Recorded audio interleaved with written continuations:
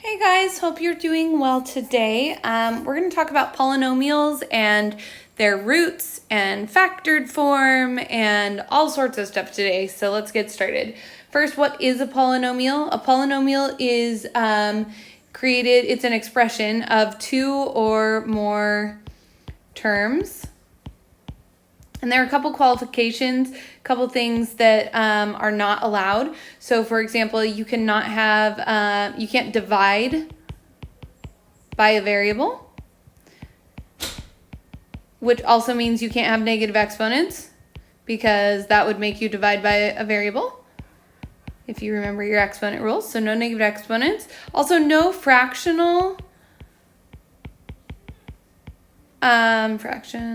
exponents because that would be a radical and we're not allowed to have radicals in a polynomial. So what do polynomials look like? Well, one that you're very familiar with would be a quadratic. That's a polynomial, typically has three terms. You have x squared plus 3x plus 5 or something like that, right? And then we also looked at this year cubic function. So this would be x cubed plus whatever. And then we're going to talk about things that look like this. And this starts with x to the sixth. And the general rule about that is if you have a degree of 6, the maximum number of times it could cross an x-axis would be 6. So 1, 2, 3, 4, 5, 6 if my x-axis was drawn there. On this degree, if I were to do that same idea there, I could have a maximum of 1, 2, 3 x-intercepts. Here on my quadratic, a maximum of 2 x-intercepts. Notice it's following the degree there. Okay, two expressions that are polynomials. Well, we gave an example over there. We had x squared plus 3x plus 5. We could have x to the fifth plus x squared plus 7. So lots of different examples, anything with a bunch of terms, addition and subtraction together there. And then expressions that are not would be x to the negative 5 plus x squared plus x to the fourth, or the square root of x plus x squared plus x to the fifth. So this one would not be allowed because you have that negative 5 exponent there. This one would be no good because of the radical. You could also have an example like let's do 5 divided by x plus x to the fifth or whatever. And then this would not work because you have division by a variable there. Okay, so highest degree test, this is going to tell us a lot, like I was just telling you. When we look at our degree, so we have a degree 6 here. This degree is even. It's an even number. So the highest degree is going to be the largest variable in your polynomial. So if you look at all of your terms, the one with the highest exponent value, in this case 6, determines the degree of the polynomial. So this is an even degree polynomial because it's 6 and 6 is an even number. That means the arms will have the same end behavior. So they're going to have arms together, arms up. So in this example, we have a degree 6. So like I was saying, that would have a maximum of 6 x-intercepts. And the arms both face one direction, in this case, up. You could also have, let's say, a degree 4 polynomial with arms facing down. But notice they have the same end behavior. We're going down to negative infinity on this one, and we're rising to positive infinity on that example. Okay, so again, the degree is going to tell us if the arms have the same end behavior or different end behavior. So if the degree is odd, then they will have opposite end behaviors. So that means one arm will go to positive infinity. So this is going to positive infinity, and one arm will go to negative infinity, like this example here. Notice on the right-hand side, we're going to positive infinity here. We could also have one the opposite direction, where we had, we started at positive infinity and then fall to negative infinity. We're going to talk about when we get those.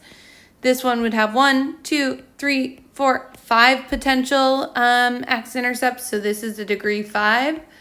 And this one would have potentially 1, 2, 3, so this is a degree 3 polynomial. Okay, this one we said was a degree 4. This one was a degree 6 because of that maximum number of roots there. Okay, leading coefficient test. If you have a negative leading coefficient, that number in front of your variable with the highest degree, that is going to tell us a lot as well. So if you have a negative leading coefficient, the arm on the right will fall to negative infinity, or y will go to negative infinity. So an example of that would be something like this. So that's a degree 6 polynomial, and we are falling on the right-hand side to negative infinity. Notice we're just talking about the right arm here. If you wanted an odd degree example, you would have something that started with high x values and then ended going toward negative infinity. So that's an odd degree example. This would be an x to the 3rd. This is x to the 6th. They both have negative leading coefficients though, which is why the right arm ends facing down. Okay, in this case we have a positive leading coefficient, which means the right arm will rise to infinity, or the y values are going to go to positive infinity. So if you have an odd degree like we do in this example, that means we'll start low and end high. Again, we're ending on the right hand side going to positive infinity here. If you had an even degree, then both arms would head to positive infinity. But again, you can just focus on what that right arm does to let you know. Okay, when we talk about zeros, we're really talking about the factors or the roots, also known as the x-intercepts of the function. So what I was saying before, if you have a degree of n, so whatever the degree is, that highest exponent value, then you can have a maximum of n real roots, maximum of n real roots. So in this case, we have a degree of 6, which means our maximum number of roots is 6. It could cross the x-axis 6 times. Here we have a degree of 3, which means we have a maximum number of 3 roots. Now again, this is a positive leading coefficient and an odd degree, so I know that it's going to look something like that. We're going to end going toward positive infinity because of that positive leading coefficient, and we could have a maximum number of 3 roots because of the degree 3. Arms facing opposite directions for an odd degree. Over here, I have a negative leading coefficient, so arms will face down. I have a maximum of 6 x-intercepts. 1, 2, 3, 4, 5, 6. So that would be an approximate of what that might look like. Okay, how can you find the zeros of a polynomial in factored form? Well, it's just like with quadratics, we're going to use the zero product property. So we're just going to set each of these terms equal to 0 because we know that all x-intercepts have a y value of 0. So this y value here is going to be 0. So then we just set each term, because if this one was 0, the entire thing would be 0, because that's what happens when you multiply by 0. So we just set each term equal to 0. 2x plus 1 equals 0. So x would equal negative 1/2 in that case. X plus 2 equals 0, so x equals negative 2. And x minus 7 equals 0, so x equals 7. 3 different zeros there. This negative 3 is just a multiplier. It does not change our roots. This would flip my, in this case, quadratic upside down and stretch it by a factor of 3. But that does not change where we cross the x-axis. So again, we're just going to take each of our terms here and set them equal to 0. X minus 4 equals 0, so x must equal 4. Or 5x plus 1 equals 0, so x equals negative 1/5. Again, this would be a quadratic with 2 zeros. Okay, you can do these next 2 examples. Remember, if you have a double root or a bounce point, we like to call it, it means it's going to hit the axis somewhere and then bounce right back up. So this is going to be your y-axis or your x-axis right there. It can also do it the opposite direction, hit right here and bounce back up.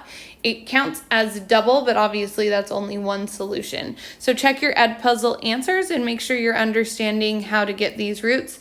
Don't forget, this one's pretty straightforward. That's just x equals 0, so that is a 0 root.